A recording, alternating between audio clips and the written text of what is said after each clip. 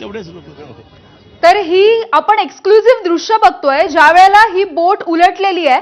या बोटीला एका स्पीड बोटने धडक दिलेली आहे आणि या स्पीड बोट धडकतानाची दृश्य आता समोर आलेली आहेत.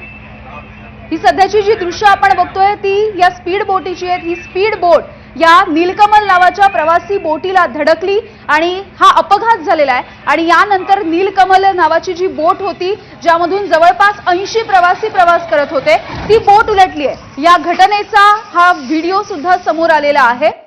ही सगळी दुर्घटना आता कॅमेरामध्ये कैद झालेली आहे. हा व्हिडिओ आता समोर येतोय. मजा येईल. एलिफंटाकडे जात असताना नीलकमल नावाची प्रवासी बोट होती. या बोटीला एका स्पीड बोटचा धक्का बसला आणि त्यानंतर ही दुर्घटना झाली आहे. कुठे हा अपघात झाला तुम्हाला माहिती कशी मिळाली? गुजरात आयलंडच्या जवळ तिथून ती नेव्हीची म्हणजे आम्ही जे रोजच